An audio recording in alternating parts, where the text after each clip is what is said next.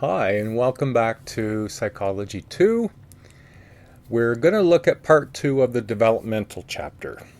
And here we're going to pick up at the cognitive and moral development. Now that's going to include Koberg and Erickson. We're going to look at infant attachment and parenting styles, and then we're going to look at the social development in adolescence and adulthood. So let's start with cognitive and moral development over the lifespan. Now, these attributes are further developed in our adolescence and into our adulthood. Probably one of the most influential researchers in this area was Jean Piaget. He studied children's means of making sense of constructing of the world. So if we look at the cognitive development from infancy to childhood, the ways in which children mentally represent and think about the world. Now, what's common in this component about thinking about the world and representing it is what's known as a schema. It's a pattern of action or mental structures involved in acquiring and organizing knowledge. Now, there are two interacting ways in which children form their schemas. If you wanted to use schemas as a mental map, how do you create your mental map? So the two interacting ways that children form their schemas is what's known as assimilation and accommodation. Assimilation, responding to new stimuli through a reflex or existing habit. And accommodation is the creation of new ways of responding to objects or looking at the world. So there's a transfer existing schema to incorporate these new events. And Jean Piaget developed these stages of cognitive development and looking at how the students or how the children gain new information and what is the process. Piaget hypothesized that children's cognitive processes develop in an orderly, sequential stages. There can be some variation in children, however, everyone goes through the stages and we don't skip them and we can't speed up through them. All right, so let's look at each of these stages. There's the first stage is known as the sensomotor stage, and it's roughly from birth to 2 years of age. The newborn is capable of assimilation. By about 8 to 12 months of age, the infant realizes that objects that are removed from sight still exist. You remember the game Peekaboo? It disappears and then it reappears. And this is called object permanence. This stage is dominated by learning to coordinate perception of the self and the environment with motor activities. The second stage is the pre-operational stage, and this is generally between 2 and 7 years of age, and it's characterized by the use of the words and symbols to represent objects and relationships among those objects. Thinking that is governed by perception rather than logic. As a result, the following concepts are common in this stage. Now, the first concept that's common is what's known as egocentrism. Now, egocentrism is a consequence of one-dimensional thinking found at this stage. It is a child's inability to grasp the point of view of another person. They're strictly in their own world. Another word to be expressed here is what's called animism. It's attributing life and consciousness to physical objects like the sun and the moon. And then the third, what we can touch on, is artificialism, the belief that environmental events like the rain and thunder are human inventions. Now, if you check out on page 193, table 8.2, you'll find examples of these plus the definitions. Now, in this stage, conservation is the issue. Conservation states basic properties of substances remain the same. In other words, they conserve when you change superficial properties such as the shape. Now, when children are in this pre-operational stage, they're developing this ability. So, for example, you give a child a long, slender beaker filled with water right to the top, and you pour that long, slender beaker into a broad, stout one. It's definitely shorter, rounder, and you've got this long, slender one, and you pour it in, and you say to the child, which one has the most fluid? Like which one holds the most? And most children who haven't completed this stage will point to the tall, slender one because it's taller. It appears bigger. But children who are past that stage, and they could be the same age children, you'll see this in a grade 1-2 class, is that some students will tell you the tall one. The students that have passed this stage will recognize that they hold the same amount of fluid. They just have different shapes. The third stage is known as the concrete operational stage. This is between 7 and 11 years of age. And children ages 7 to 11, they show the beginnings of the capacity for adult logic. Children typically do better with tangible or very concrete rather than abstract ideas. Children become less egocentric and can take another person's point of view a little easier. The term reversibility is the recognition that many processes can be reversed or undone, returning to their previous condition. Children have the ability to focus on two dimensions of a problem at once. That's called decentration. Then we move to the formal operation stage, and this is the onset of adolescence to adulthood. The final stage of Piaget's theory begins at around 11 or 12 years of age, and it's highlighted by abstract thought. It includes the ability to classify, use of logic thought, and the ability to hypothesize. The ability to solve geometric problems, focus on multiple aspects of a problem all at one time. Now, when we consider Piaget's theory, unlike Piaget's stage theory, another researcher by the name of Lev Vygotsky, he's a social cultural theory, took a different path. Vygotsky, he looked at the social cultural theory, considered how the transmission of information and cognitive skills from one generation to the next. He felt that the child adapts to their cultural interactions, and he introduced two key concepts. One was the zone of proximal development. What Vygotsky was referring to was the range of tasks that a child can carry out with the help of someone who is skilled. Now, one of the other considered terms that he used in relationship to that was what's known as scaffolding, and that's used in today's educational system now. Scaffolding refers to the temporary supports provided by a parent or a teacher to a child who is learning to perform a new task. As the skill is learned, the guidance is reduced, increasing the skill and the confidence of the child to complete that task themselves. Now, when we move to the sort of cognitive development in adolescence, adolescents are able to deal with the abstract and the hypothetical. A big departure from childhood. Even so, there's still growth and development to be had in adolescence. A carryover from childhood is egocentrism. Adolescent egocentrism pressed for acceptance of their logic without recognizing there might be exceptions.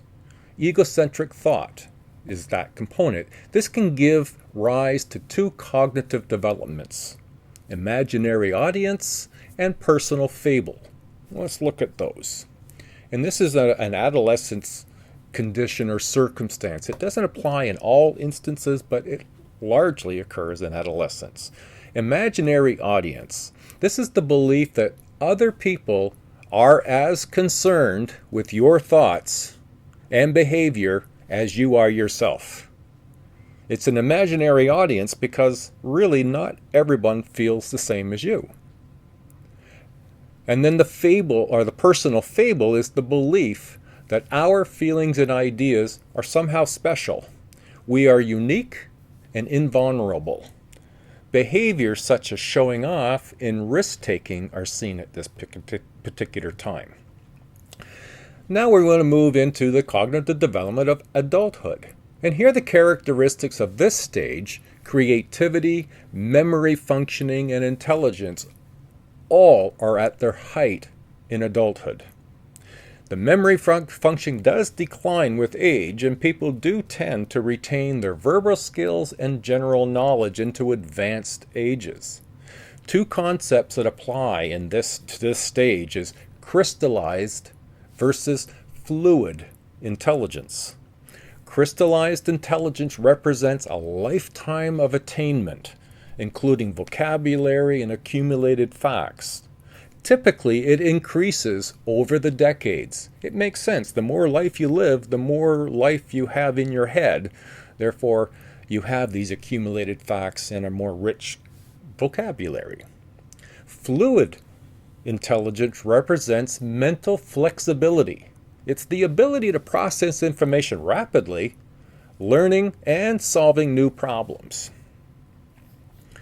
Now we'll touch on some significant work done by Lawrence Kohlberg. It's on moral development. He proposed 3 levels of moral development, and we're going to look at each level.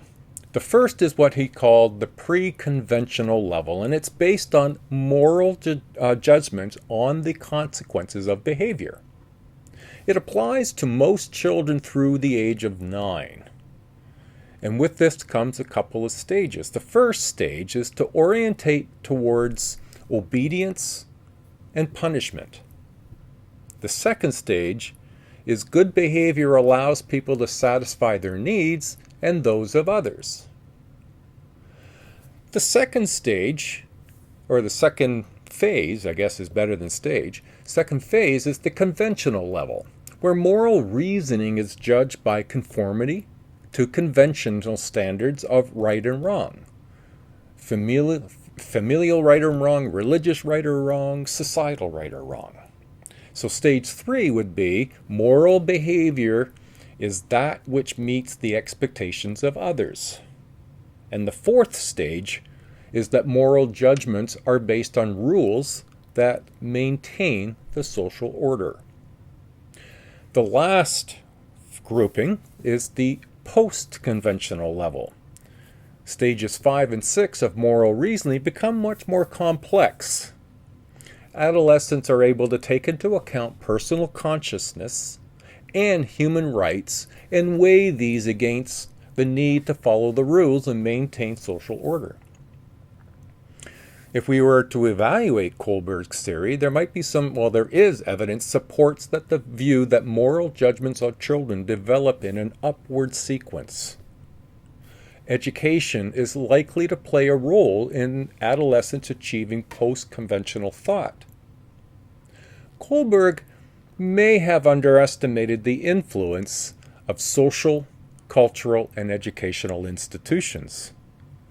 Of course, what role do parents play? And there could be many roles, and of course, every person's background influences the role that they play. Are there gender differences in moral development? Well, if we use the Heinz dilemma, Heinz must decide, this is the guy, we'll call him Heinz, that's why it's the Heinz dilemma. Heinz must decide whether to steal an expensive drug that offers the only hope of saving his dying wife. Boys show, so that's essentially the dilemma. Do you steal it for your wife or do you not? And there's the moral development. Carol Gilligan propose that this is due to different socialization patterns for boys and girls. And the point she's making is that boys tend to show a higher level of moral development than girls. Now, Carol Gilligan proposed that this could be due to different socialization patterns between boys and girls, not the differences in morality. Girls are socialized to focus on the needs of others and forego simplistic judgments of right and wrong. Boys make judgments based on logic. Now we'll move to our social development and social relations. Social relations are crucial. As children, our very survival depends on our social relations. Erik Erikson's stages of psychosocial development is what we're going to be exploring, and Erikson believed that individuals progress through 8 psychosocial stages during their lifespan, each defined by a conflict with the social environment that must be resolved in order to move to the next. Stage 1, trust versus mistrust. And it's based on the interactions with our primary caregivers when we're infants.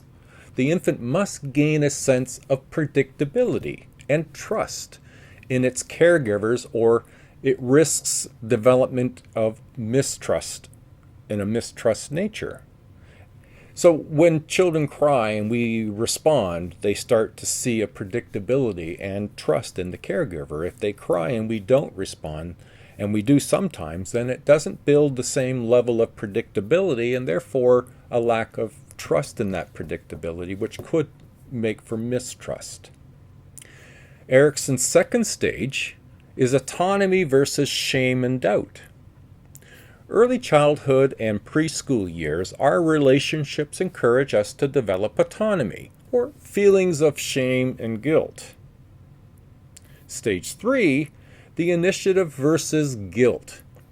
During the school years, friends and teachers encourage us to become industrious, or if we don't engage, we may start to develop feelings of inferiority.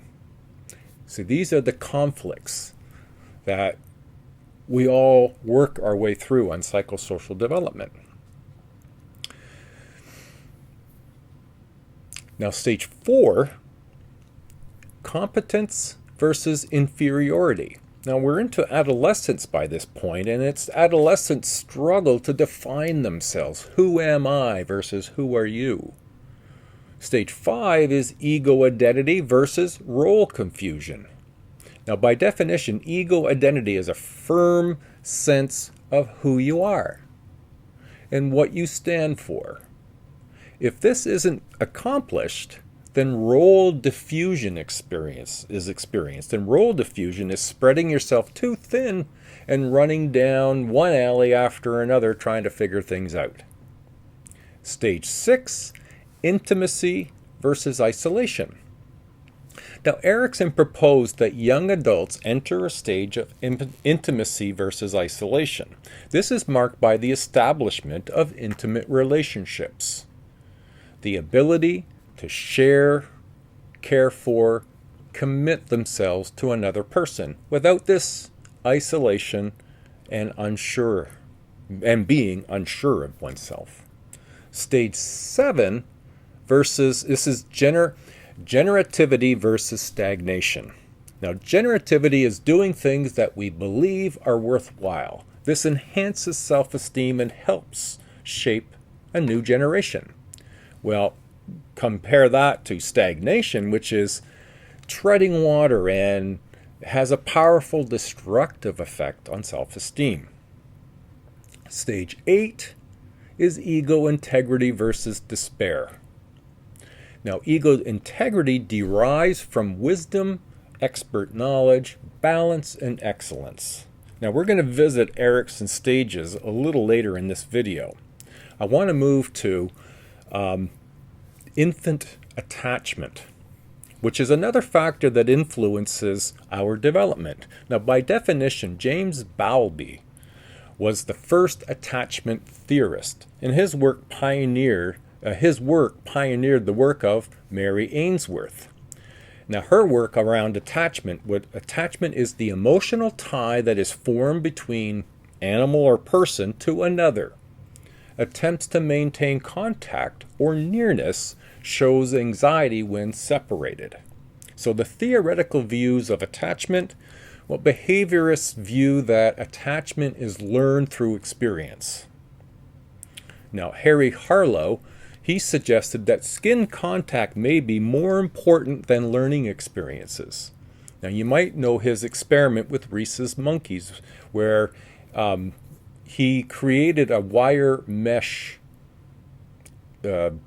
entity, we'll just say, and a terry cloth mothers to demonstrate that rhesus monkeys, when they're in danger, prefer the terry cloth mother over the wire mesh. They concluded here that there may be an inborn need for contact comfort. Konrad Lorenz, he's an ethnologist, he noted that attachment is an instinct. And there's a critical period, a period during which the animal is sensitive to stimuli. If it moves, it must be a mother. The formation of attachment in this manner is called imprinting.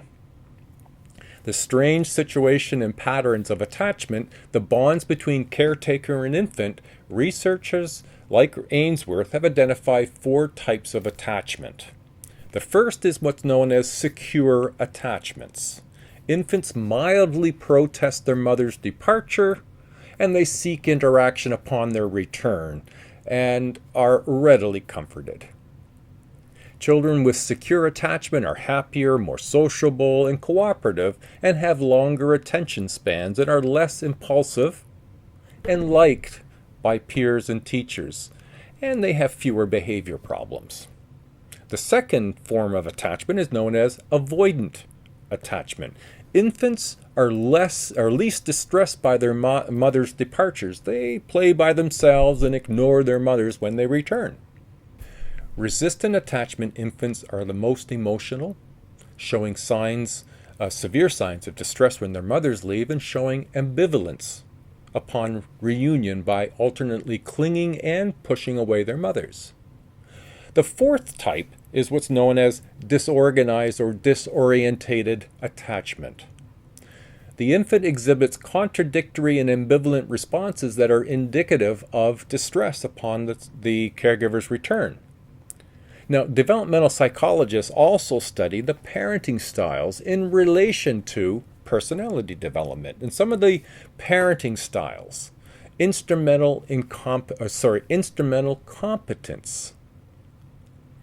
That's the ability to manipulate the environment to achieve a goal.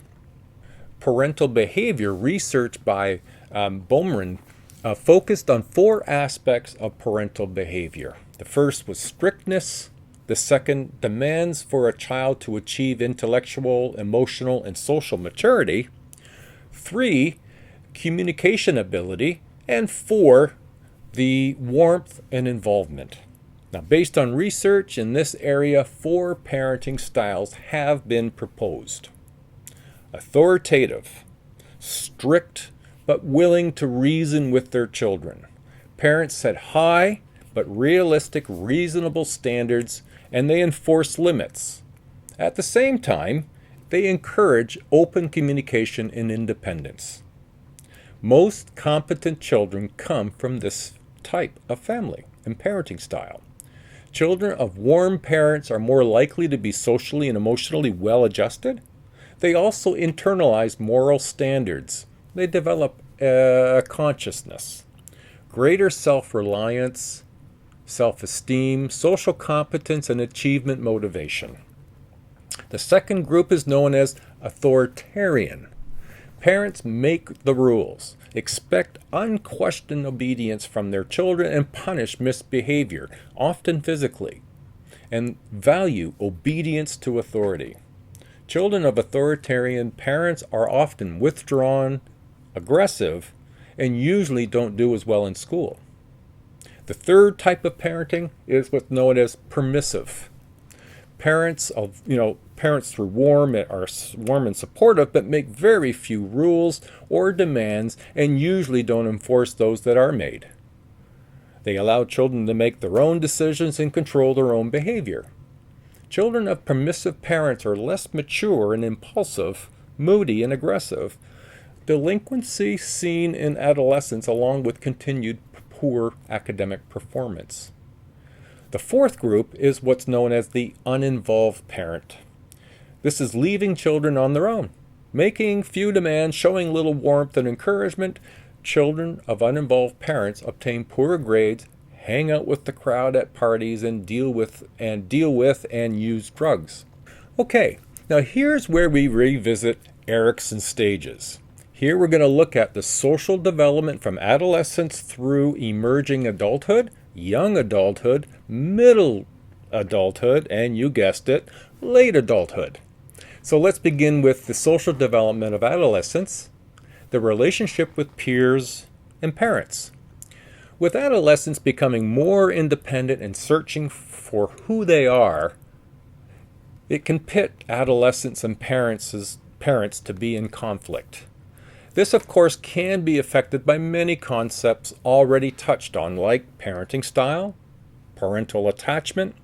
But by revisiting Erikson's psychosocial stages of development, we're going to touch on those that will affect from adolescence to late adulthood, and in particular, the points of the ego conflict at these stages related to each stage of life. Again, you may want to go back to page 200, I think it is, and table 8.5. Let's begin with the ego identity and role confusion. In adolescence, gain a solid sense of who you are and what you stand for. Now, this can be a great advantage going forward. Not gaining ego identity, one may experience role confusion. And here we do not handle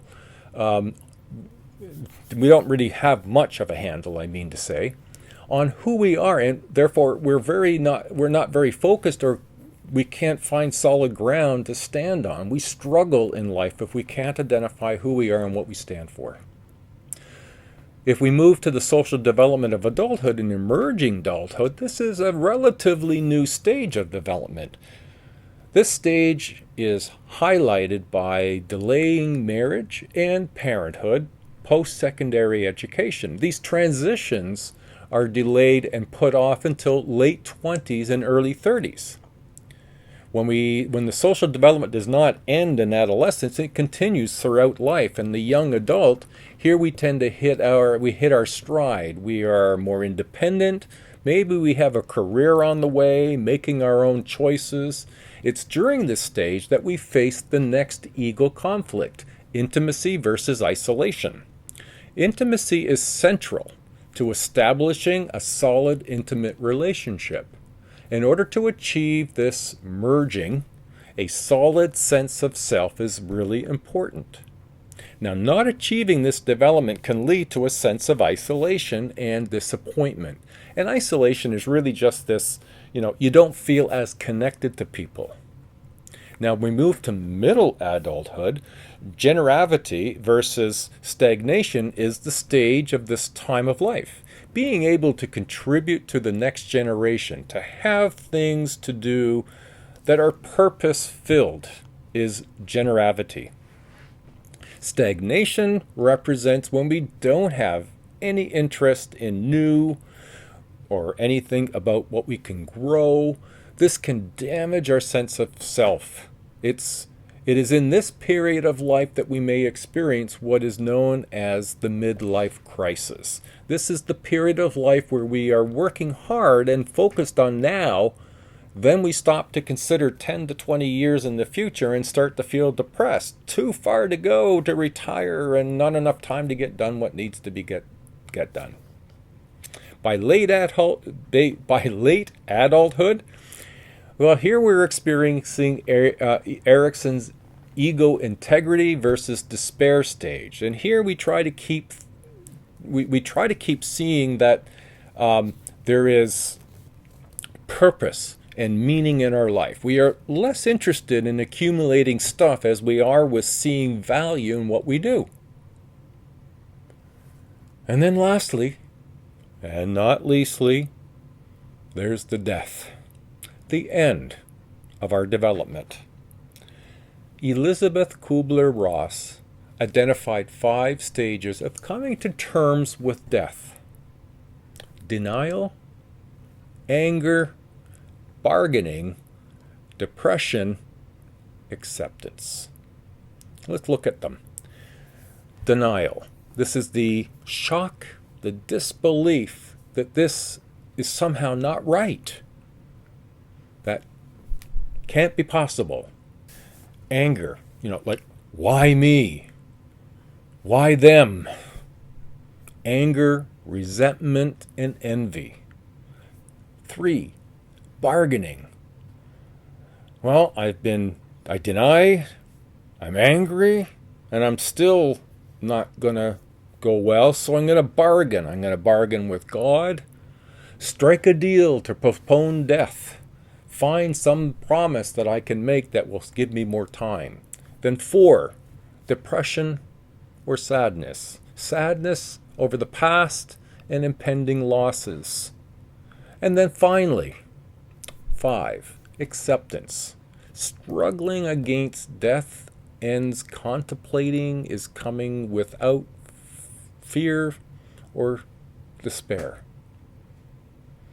Now, what happens upon a person's death for those around them is what's known as bereavement, a period of grieving following death. It can linger long afterwards.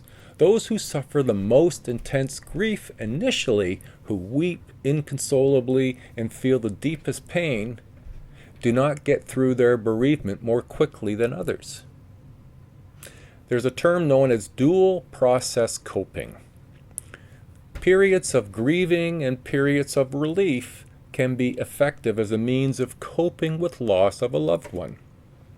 For most people, the loss of a spouse is the most stressful event of a lifetime, and it leaves the remaining members with a great risk for health risks or higher mortality rate themselves, particularly in the first 6 months. That's the completion of this chapter on development. Not sure it was what you were expecting. Researchers have researched more human development than maybe you knew. Next week, we're going to explore the branch of psychology known as social psychology. So we'll see you next week. Bye, everybody.